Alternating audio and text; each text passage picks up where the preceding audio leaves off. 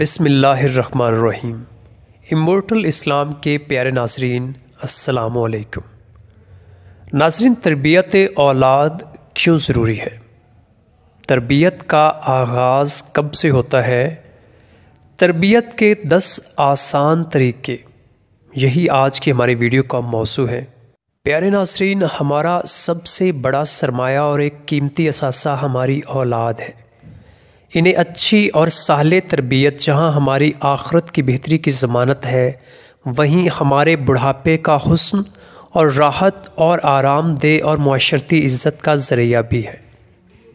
بہت سارے لوگ صبح سے لے کر شام تک ایک ہی غور و فکر میں وقت کاٹ دیتے ہیں کہ دولت کیسے کمائی جائے اور کس طرح مال جمع کیا جائے، اور یہ مال اولاد کے لیے جمع کر رہے ہوتے ہیں، لیکن جس اولاد کے لیے مال جمع کر رہے تھے وہ اولاد بگڑ جاتی ہے، برے اخلاق کا حامل ہو جاتی ہے۔ پھر ہم یہ سوچتے ہیں کہ جس کے لیے دن رات ایک کر کے کمایا، اپنا چین اپنی جوانی گنوا دی، ایک مزدور کی طرح کام کرتے رہے، تو آج وہ اولاد ہمارے بڑھاپے کا سہارا نہیں بلکہ ہمارے لیے ذلت اور رسوائی کا سبب بن رہی ہے۔ پیارے ناظرین، اسلام ایک کامل دین ہے۔ اس نے اپنے ماننے والوں کو تمام شعبۂ حیات میں مکمل رہنمائی فراہم کی ہے، تو ہمیں اولاد کی تربیت اور انہیں اچھے اخلاق کا عادی بنانے کے لیے مسلسل جد و جہد کرنے کی ترغیب دی ہے۔ تربیت اولاد کیسے کریں؟ اس کے لیے اسلام نے ہمیں بہت ہی آسان طریقے بتائے ہیں جس سے ہم اپنی اولاد کی تربیت کر سکتے ہیں۔ آئیے آپ سے تربیت اولاد کے 10 آسان طریقے شیئر کرتے ہیں۔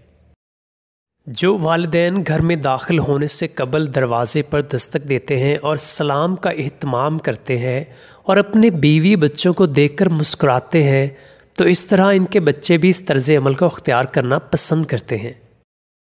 جو والدین اذان سنتے ہی ٹیلی ویژن یا موبائل فون چلانا بند کر دیتے ہیں اور نماز کی تیاری کرنے لگ جاتے ہیں، تو ان کے بچے اس طرز عمل کو دیکھ کر نماز کے پابند ہو جاتے ہیں۔ جو لوگ اپنے والدین کا ادب اور احترام کرتے ہیں اور ان کے ہاتھوں کو چومتے ہیں، ان کی خدمت کرتے ہیں، تو ان کے بچے بھی ان کے ہاتھ چومیں گے، ادب کریں گے اور ان کی فرمانبرداری کریں گے۔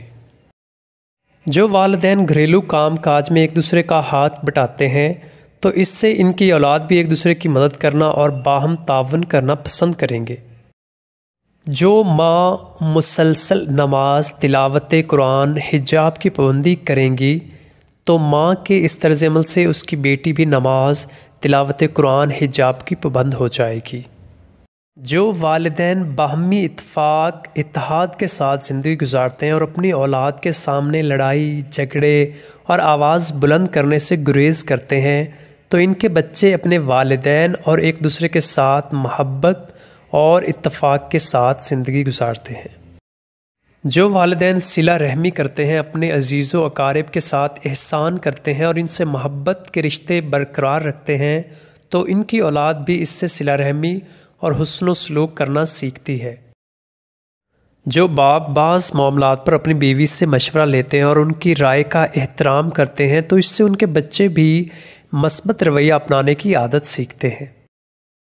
جو والدین اپنی اولاد کے ساتھ سچائی اپناتے ہیں، تو ان کی اولاد بھی اس سے سچائی سیکھتی ہے، اور جو والدین اپنی اولاد کے ساتھ وعدہ وفائی کرتے ہیں، تو ان کی اولاد بھی ان سے وعدہ وفا سیکھتی ہے۔ جو والدین صفائی ستھرائی کا اہتمام کرتے ہیں، ایک منظم زندگی گزارتے ہیں، تو اس سے وہ اپنے بچوں کو ایک منظم زندگی گزارنا سکھاتے ہیں۔ بچوں کی تربیت کا آسان ترین طریقہ یہ ہے کہ ان کے سامنے عملی نمونہ پیش کیا جائے۔